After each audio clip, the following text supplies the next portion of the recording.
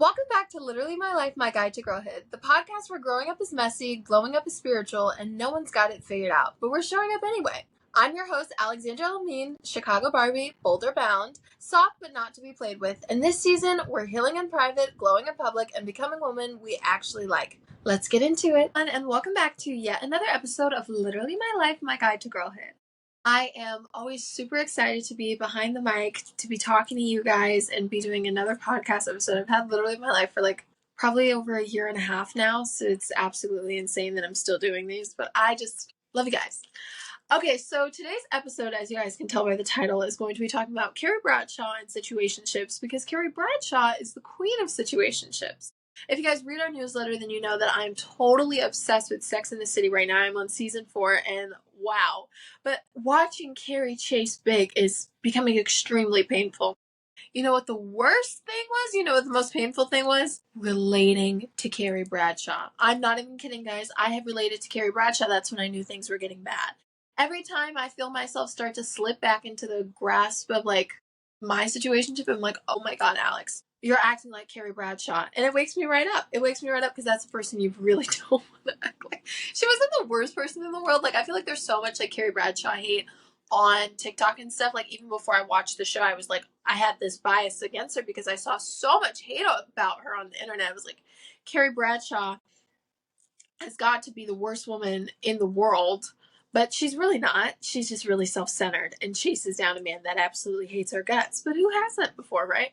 So we're going to be talking about how her love life is a cautionary tale and why Carrie Bradshaw and situationships are the absolute worst. We're also going to be talking about my situation. We're just really going to dive into my life because it is literally my life. But before we get into that, I want you guys to go follow our Instagram and our TikTok. Both links are in our episode description below. Subscribe to our weekly newsletter and submit your questions to our Ask Alex form for a chance to be featured on next week's episode of Literally My Life, My Guide to Girlhood.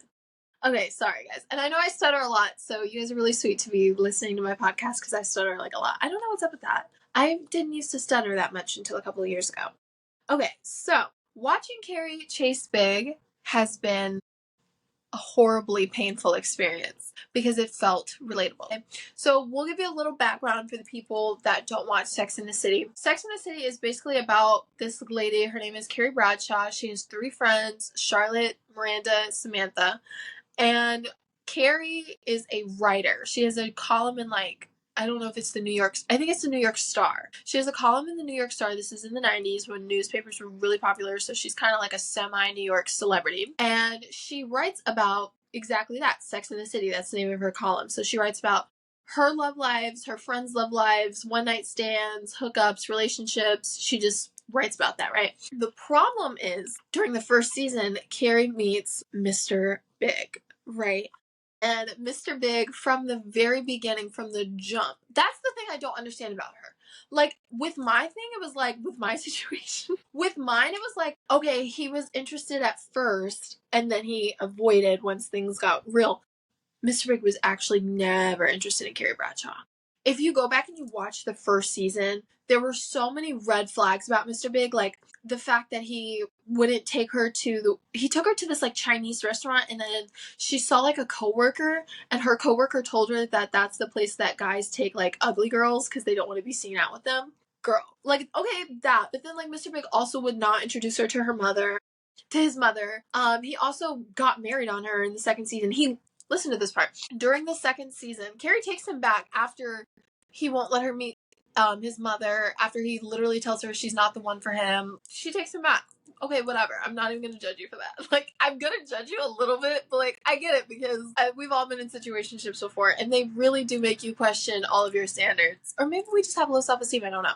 But she took him back, and then he gets this contract in Paris, and she is okay, well, am I moving to Paris with you? And he's like, no, why would I want you to go to Paris with me? I don't like you, even though they've been dating for that long. And he moves to Paris, and then he moves back a couple of episodes later because Paris didn't work out. But he moves back with a 25-year-old named Natasha and marries her. After not wanting to marry Carrie, he marries Natasha and then invites Carrie to the engagement party.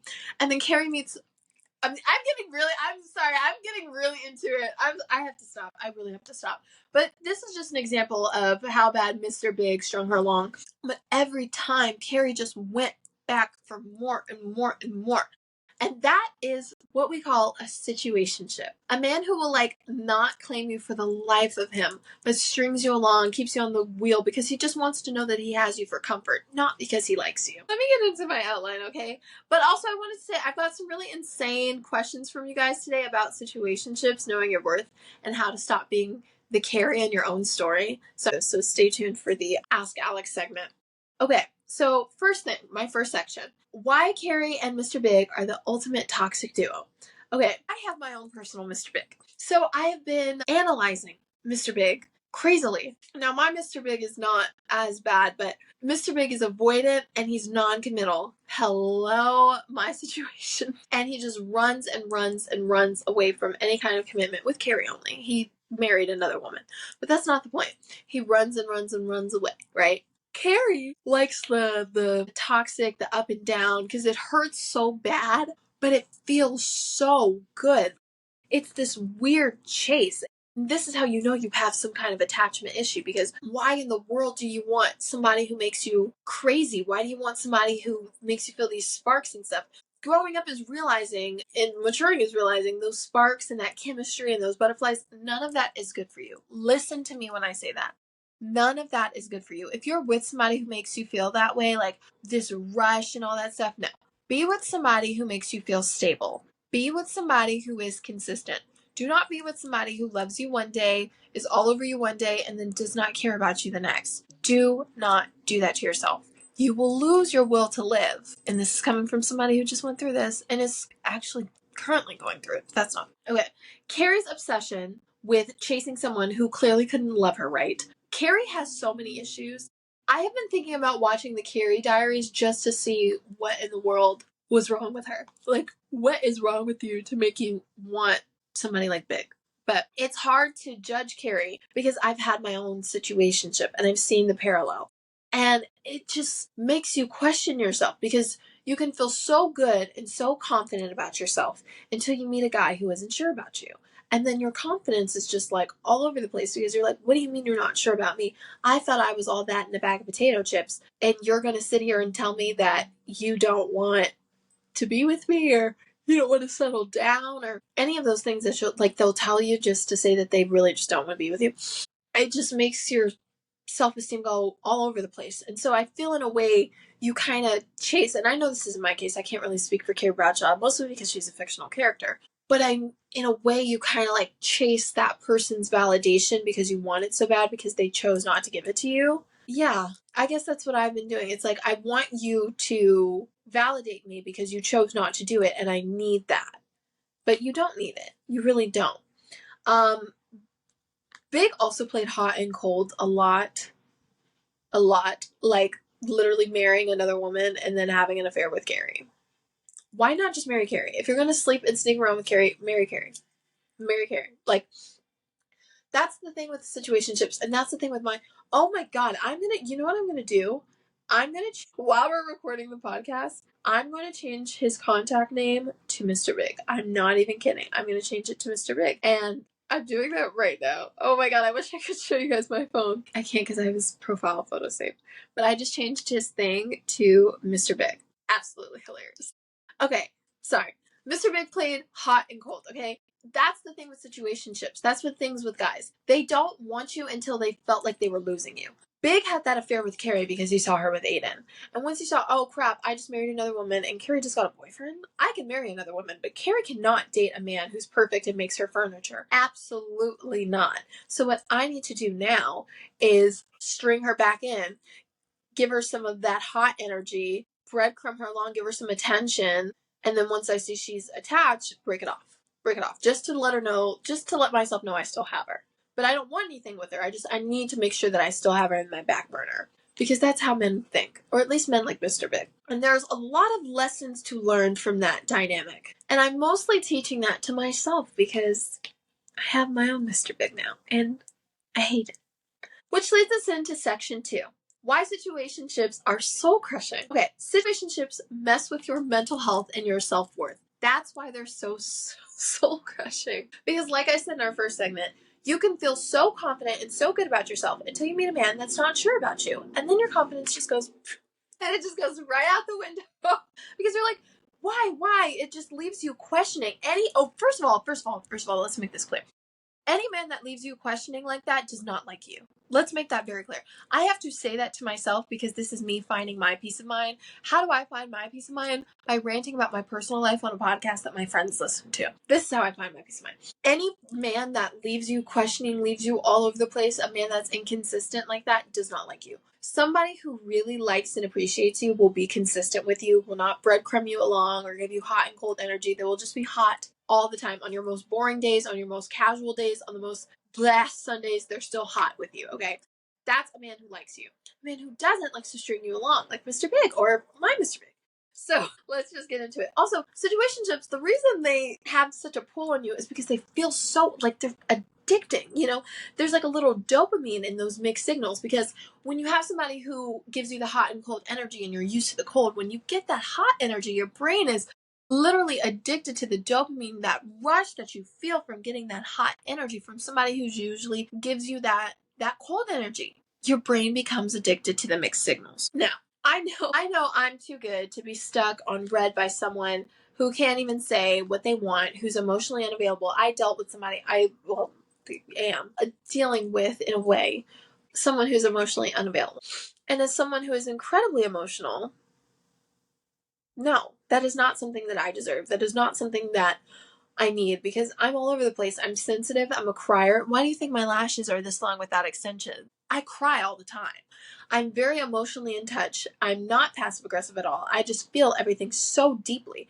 And that's a blessing and a curse, but there's no way I'm ever going to be compatible with somebody who is so emotionally unavailable. Also, why are you so emotionally unavailable? Like, how do you not cry? I don't understand that. I don't understand the other side of people. The, like, opposite of me. I just don't understand that. So, there's importance in being the prize, okay? Carrie didn't realize that until Big was gone, okay? Carrie was the prize in her relationships.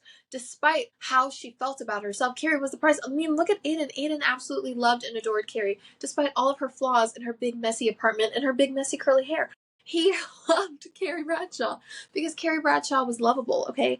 And we're all going to have, you know, Mr. Bigs, but we're all going to have Aidens, too. And I guess you just have to learn to not accept the Mr. Bigs in our lives, so that when you meet your Aiden, you're not chasing big like Carrie. That was a powerful realization. It even got me to... Here's how to recognize if you're doing the most for someone who is doing the absolute bare minimum. Okay. If you are putting in effort, one, you can always tell by your texts. I have gone back and I've reread my texts with Mr. Barely There, and I was like, whoa, this was a lot more one-sided than I remember it being. Second thing being, if they make no effort to see you, if they make literally no effort to come and visit you, despite you guys living not that freaking far apart, big, come on now. Also, this lamp is killing me.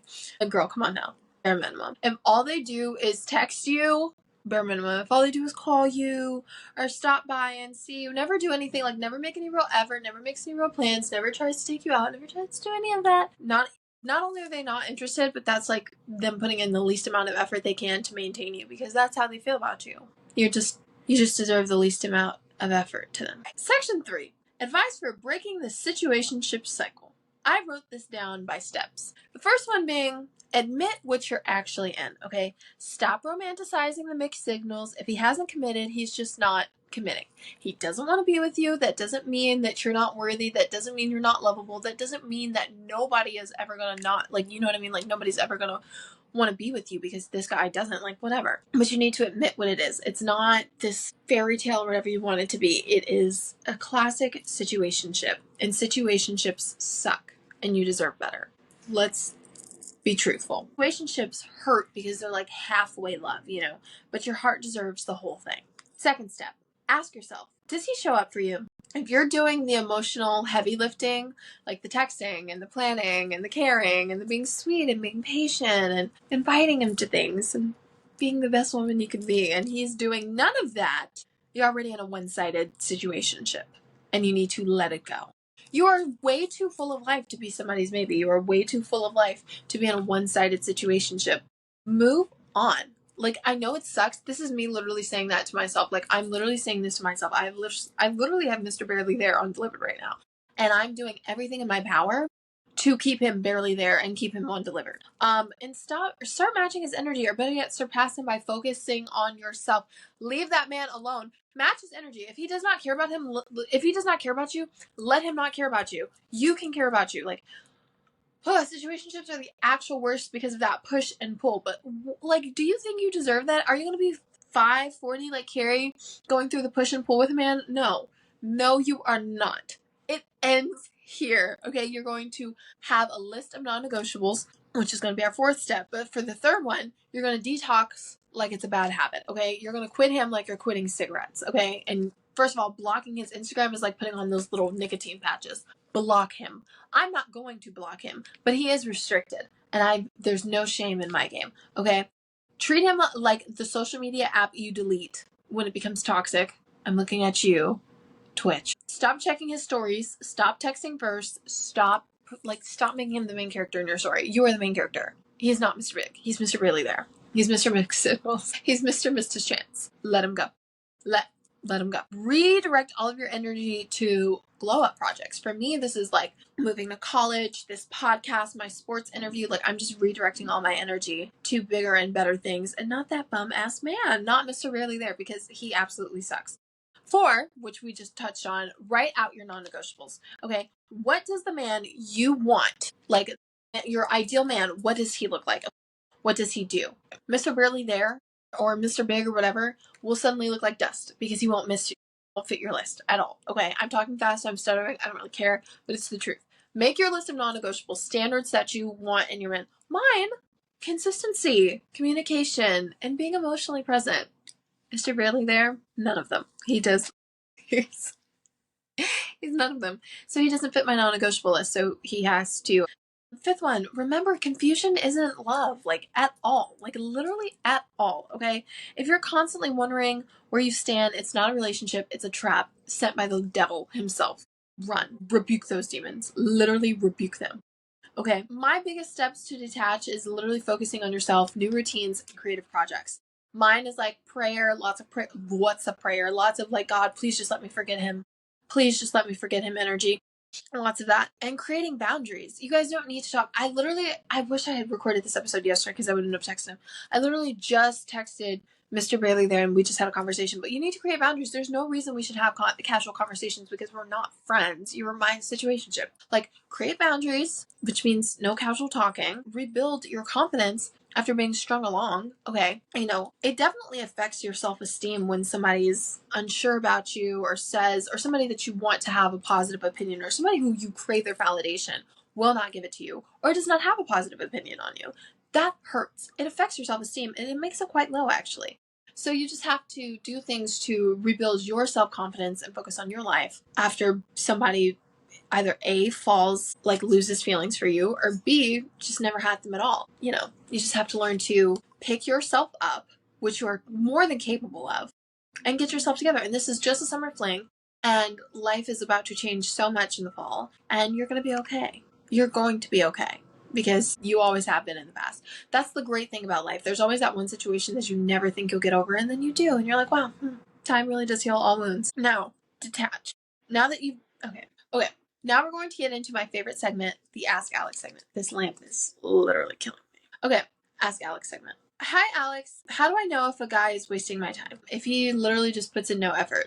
If he just, like, wants to text you, but, like, doesn't, like, try to see you, doesn't do anything to, like, hang out with you, see you in person, or put any effort, like, at all, like, to go on dates, or do anything nice for you, he's wasting your time. How do you think? I had to find that out the hard way. Hi, Alex. Why does it hurt more when someone doesn't commit but still acts like they like you? They don't like you. They're keeping you around for convenience. I also had to learn that the hard way.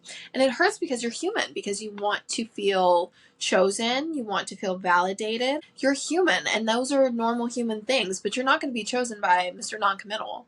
Hi, Alex. How do I stop caring about someone who doesn't care enough about me? I would say the biggest thing would to be, like, to do the internal work and realize that you just deserve so much better. You deserve so much better than somebody who doesn't care enough about you. Because you care enough about you, and if your standards are so high, you're not going to tolerate stuff that you don't deserve. Like, you're not going to tolerate the crazy non-negotiable crap that we just talked about because you know that you deserve better. That's my best piece of advice. I'm only going to answer a few of these. Alex, what's the fastest way to tell if a guy actually likes me or is he just bored? It's the same answer to a lot of these questions. And if he just doesn't put any effort into like seeing you or doing anything for you, he's bored. Alex, how do I let go of someone I've been emotionally attached to for far too long? It's hard.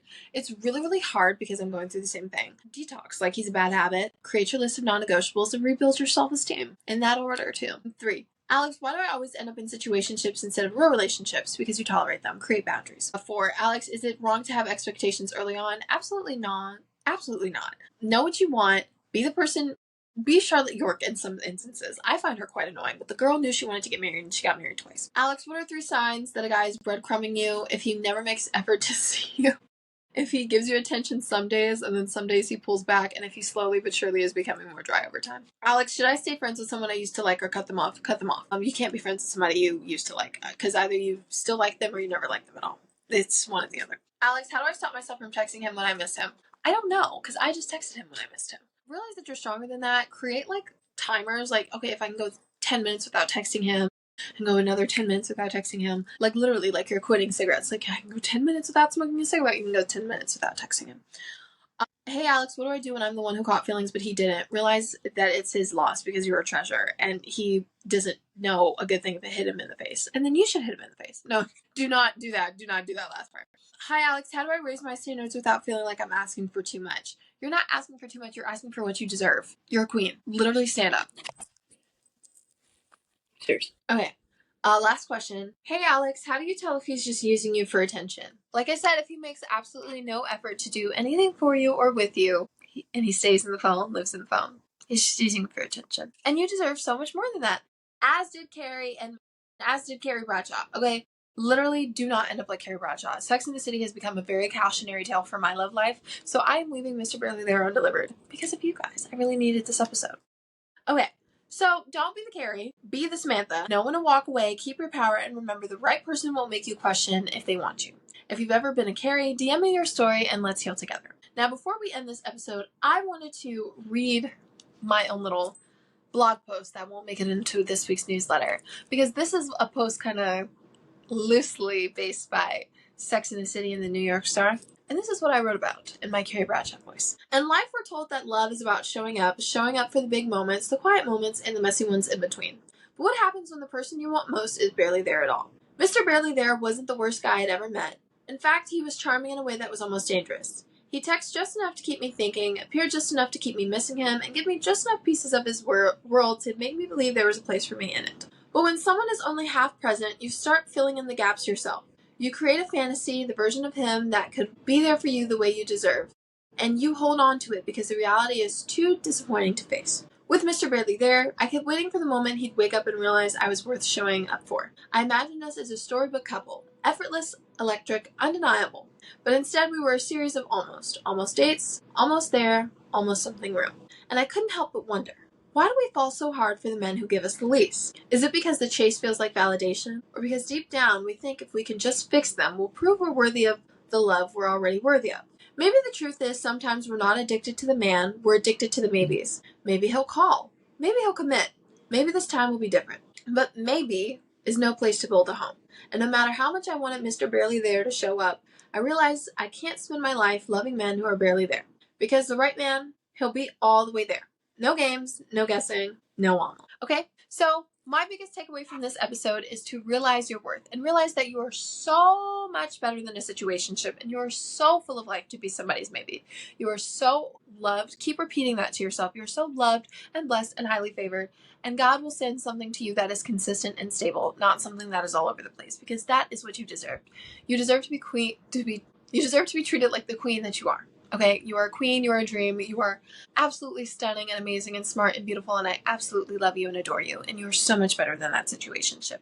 So detox him like a bad habit, rebuild your self-esteem, and push all of that energy put into him into yourself, into some kind of creative project, into something for yourself, okay? Because you do not need that man. And that's why I'm on this podcast right now. I needed to channel that energy into somewhere.